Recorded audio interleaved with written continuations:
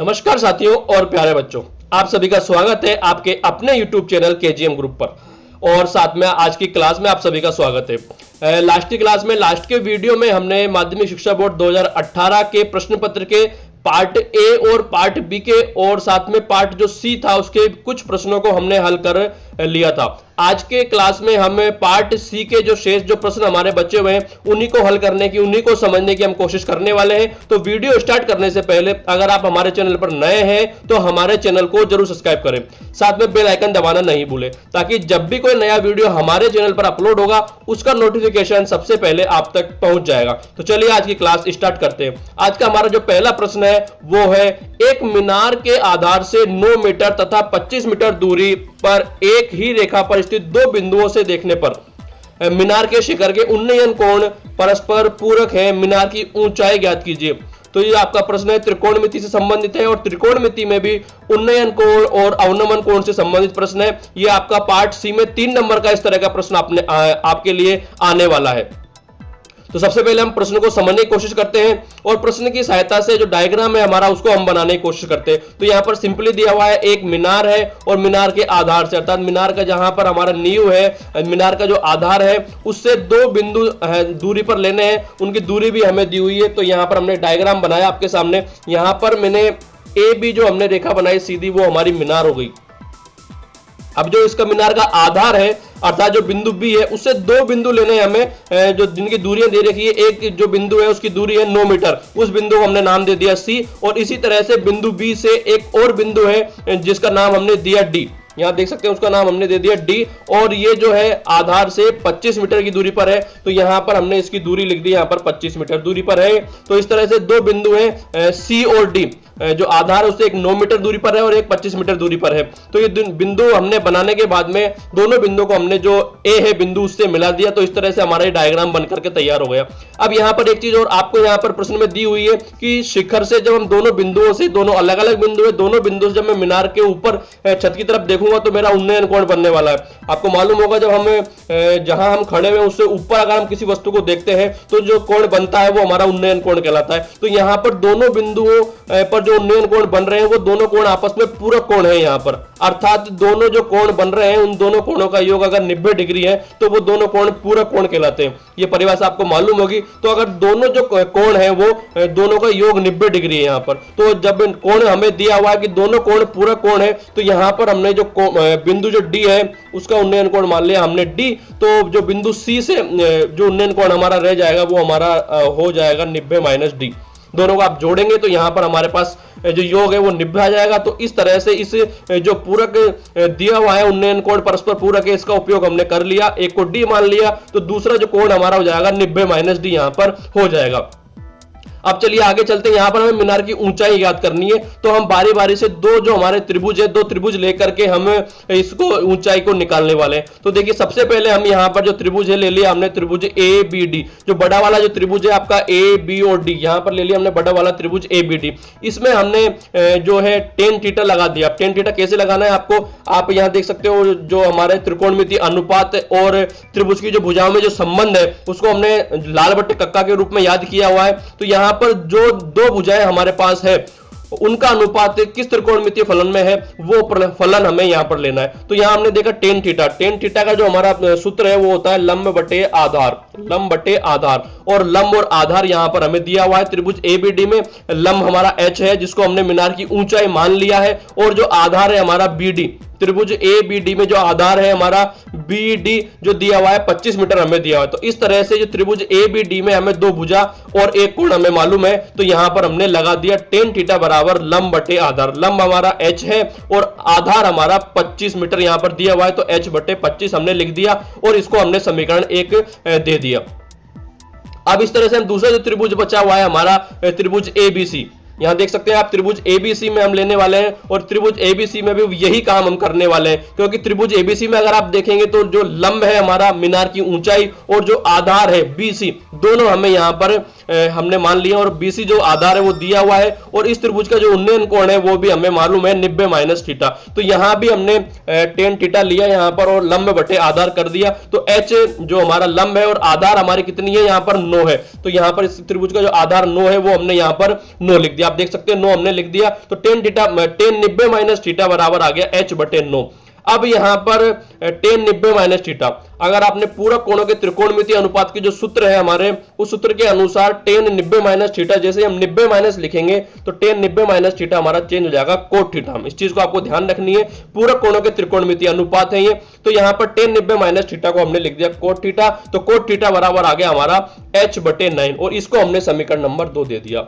अब दोनों समीकरणों को हमें गुणा कर देना है, समीकरण 1 और समीकरण 2 को हमने गुणा कर दिया, तो LHS मतलब बायां पक्ष से गुणा हो जाएगा और दायां पक्ष से गुणा हो जाएगा। तो यहां देखिए बायां पक्ष में tan theta into cot theta हमने गुणा कर दिया, और जो दायां पक्ष है हमारा उसमें हमने h/25 गुणा h/9 यहां पर कर दिया।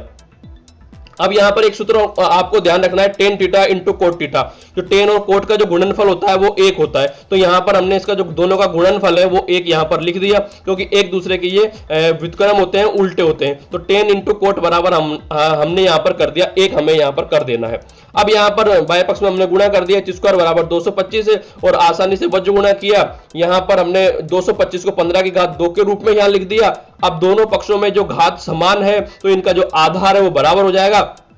तो इस तरह से हमारे पास में जो h बराबर हमारा आ गया कितना, 25 मीटर आ गया हमारे पास, h हमारे पास आ गया, 15 मीटर हमारे पास h आ गया, और h हमने क्या माना था, मीनार की जो ऊंचाई है उसको हमने h माना था। तो इस तरह से हमारी जो मीनार की ऊंचाई है वो आपके सामने 15 मीटर आ चुकी है। तो इस तरह से आप उन्नयन कोण और अवनमन कोण का ये प्रश्न आसानी से हल कर सकते हैं, और 3 नंबर का प्रश्न आपको ये इस तरह का आने वाला है।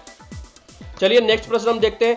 दी गई आकृति में OP इंटू OQ बराबर OR इंटू OS है, तो दर्शाइए कोण OPS बराबर कोण ORQ के है बराबर है, और साथ में कोण OQR बराबर है कोण OPS के। तो ये दोनों कोण हमें सिद्ध करने हैं। तो यहाँ पर जो चीज दी हुई है उनको हमने ले लिया यहाँ पर कि OP इंटू OQ बराबर OR इंटू OS। अब इन जो गुणनफल है भुजाओं का, इनको हमने अनुपात के रूप में लिख दिया, तो यहाँ पर हमने लिख दिया OP/OS बराबर OR/OQ। अगर आप इनको वापस बच गुणा करेंगे तो आप देख सकते हैं कि OP जो है OQ से गुणा हो रहा है, और OS जो भुजा है वो OR से गुणा हो रही है। अब इन भुजाओं को जब हमने अनुपात के रूप में लिखा, तो आप त्रिभुज में यहां पर देख सकते हैं कि जो OP भुजा है वो किसके बराबर है, OR के बराबर है। जो OP भुजा है यहाँ पर OR के बराबर है, और साथ में जो OS जो भुजा है आपकी वो यहाँ पर OQ भुजा के बराबर है। अर्थात यहाँ पर 2 त्रिभुज हैं, दोनों त्रिभुज की जो भुजाएं हैं वो 2 भुजाएं आपस में बराबर हो चुकी है। अब यहाँ पर आप देख सकते हैं कि कोण POS, यहां से शुरू करेंगे हम, कोण POS बराबर है कोण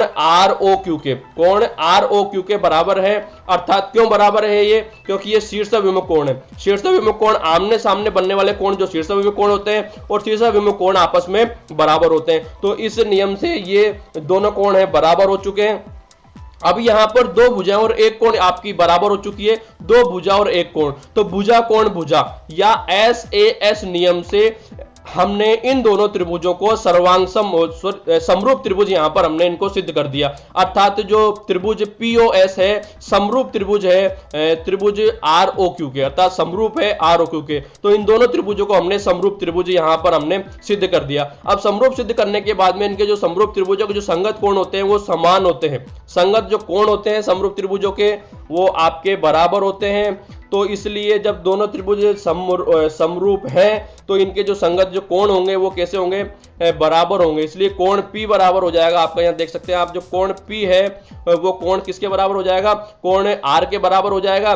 कोण P जो है कोण R के आपके बराबर हो जाएगा, और कोण जो S है, ये कोण S है आपका, ये कोण Q के बराबर हो जाएगा। तो इनको एक बार और हमने लिख दिया, क्योंकि ये समरूप त्रिभुजों के संगत कोण है, इसलिए इनको हमने आसानी से हम आराम से आप यहां लिख सकते हैं कोण OPS बराबर कोण ORQ। ये जो कोणों को लिखने का जो हमारा नियम है उसी अनुसार हमने यहाँ लिख दिया। जिस बिंदु पर कोण बना हुआ होता है वह बिंदु हमारा बीच में होना चाहिए। तो इस तरह से आप कोण के नाम आसानी से लिख सकते हैं। कोण OPS बराबर हो गया कोण ORQ के, वह कोण OQR बराबर हो गया आपका कोण OPS के। तो इस तरह से जो चीज दी हुई थी उसको हम लेकर के चले, और जो हमें लेकर के आना था, सिद्ध करना था, दोनों कोण बराबर हैं। तो इस तरह से दोनों त्रिभुजों को हमने पहले समरूप त्रिभुज सिद्ध किया, और समरूप त्रिभुज सिद्ध करने के बाद में क्योंकि समरूप त्रिभुजों के जो संगत कोण होते हैं वो समान होते हैं, तो इस थ्योरी को हमने फॉलो किया। तो यहाँ पर दोनों जो हमारे कोण हैं वो बराबर हो चुके हैं। तो इस तरह का प्रश्न आपका 3 नंबर में आपको मिलने वाला है।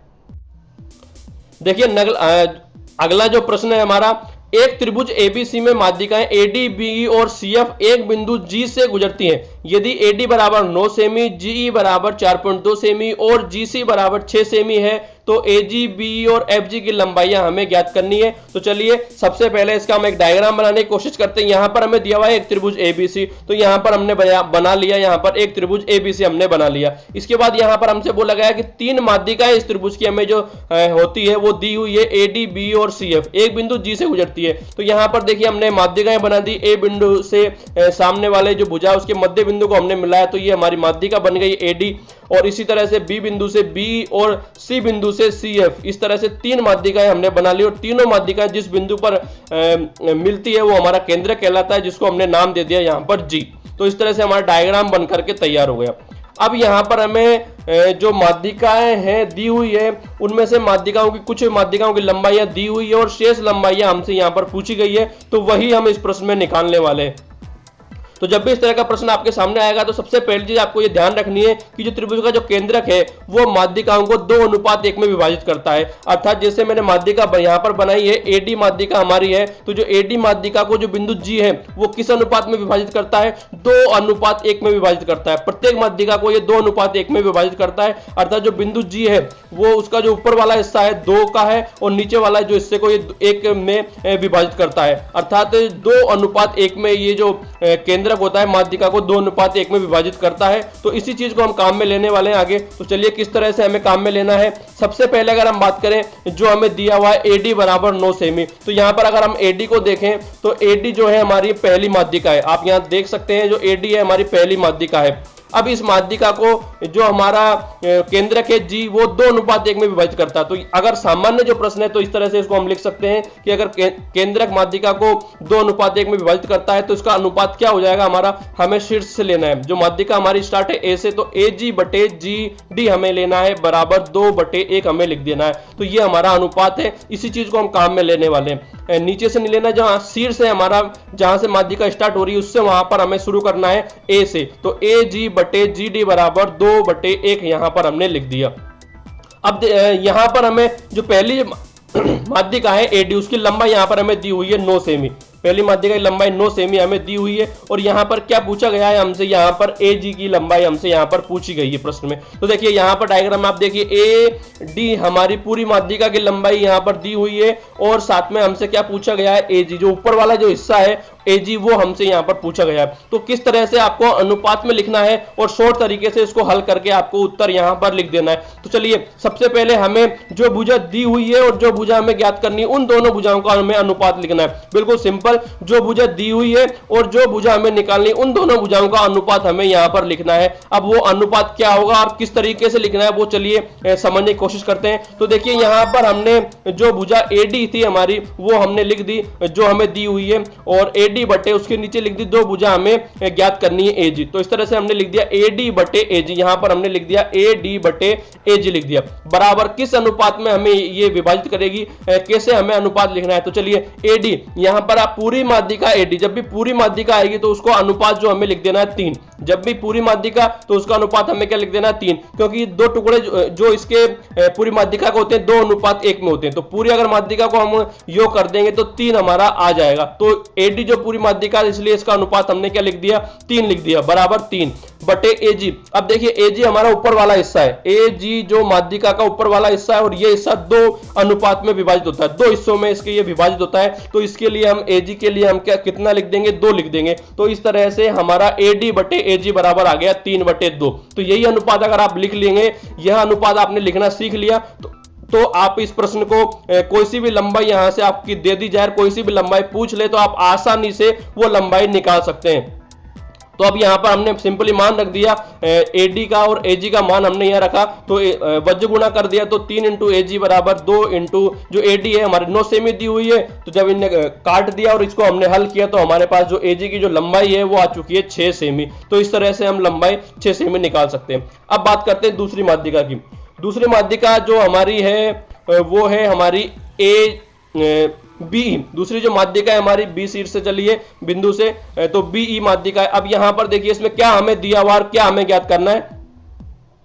तो यहां पर जी हमें दिया हुआ है, यहाँ आप देख सकते हैं जी दूसरा वाला जो हिस्सा है जो 1 अनुपात में विभाजित होता है वो हिस्सा हमें यहाँ पर जी दिया हुआ है 4.2 सेमी, और बी हमें यहाँ ज्ञात करना है। देख सकते हैं बी अर्थात पूरी जो माध्यिका है उसकी लंबाई हमें यहाँ पर ज्ञात करनी है। तो देखिए किस तरह से अनुपात लिखना है, तो मैंने आपको बताया कि जो भुजा दी हुई है और जो भुजा हमें ज्ञात करनी है उन दोनों का अनुपात हमें यहाँ पर लिख लेना है। तो यहाँ पर देखिए बी भुजा हमें ज्ञात करनी है, तो बी बटे और जो भुजा दी हुई है जी हमने यहाँ पर लिख दिया, तो बी बटे जी हमने यहाँ लिख दिया बराबर। अब क्या अनुपात होने वाला है इसका, तो देखिए बी पूरी माध्यिका है, तो पूरी माध्यिका के लिए मैंने बताया आपको 3 लिखना है, तो पूरी माध्यिका के लिए लिख दिया हमने 3 बटे जी ये कौन सा हिस्सा है, जो बी माध्यिका है उसका कौन सा हिस्सा, दूसरा वाला जो हिस्सा है, ऊपर वाला नहीं है, दूसरा वाला हिस्सा है जी, जो कि दूसरे वाले हिस्से को 1 अनुपात में विभाजित करता है। तो इसका जो हिस्सा है 1 है, तो यहां पर हमने जी ई को लिख दिया 1। तो इस तरह से अनुपात हमने लिख दिया। इसके बाद हमने सिंपली वज्र गुणा किया, और वज्र गुणा करके जब हमने हल किया तो हमारे पास जो है बी जो भुजा उसकी लंबाई जो माध्यिका उसकी लंबाई आ चुकी है 12.6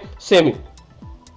अब देखिए तीसरी जो माध्यिका है उसको भी हम समझने की कोशिश करते हैं। तीसरी माध्यिका में हमारे पास क्या दिया हुआ है, तीसरी माध्यिका में हमें दिया हुआ है कि जीसी हमें यहां निकालना है। क्या निकालना है, जीसी हमें यहां दिया हुआ है। जीसी आप देख सकते हैं तीसरी जो माध्यिका है सी बिंदु से सी एफ ये माध्यिका है, यहां पर हमें जीसी जो आधा वाला हिस्सा है ऊपर वाला वो दिया हुआ है जीसी, और जो दूसरा आधा हिस्सा है एफजी वो पूछा है। कोई दिक्कत नहीं है, एक हिस्सा दिया हुआ है एक हिस्सा पूछा है। जब सिंपली पूछा हो, एक हिस्सा दिया हुआ है और दूसरा हिस्सा पूछा है, तो सिंपली जो हमारा अनुपात है 2:1 वही हमें काम में लेना है। तो जीई बटे जीसी बटे एफजी यहां हमने लिख दिया 2/1, और इसको जब सिंपली हल किया तो इस तरह से हमारी जो भुजा है जो माध्यिका है वो एफजी की जो लंबाई है वो हमारे सामने आ चुकी है 3 सेमी। तो ये प्रश्न बहुत ही महत्वपूर्ण प्रश्न है। इस तरह के प्रश्न की आपके बोर्ड के एग्जाम में आने की संभावना है। तो इस तरह के जितने भी प्रश्न आपकी बुक में दिए हुए हैं उन प्रश्नों को आपको हल करना है। इसके बावजूद कोई अगर समस्या है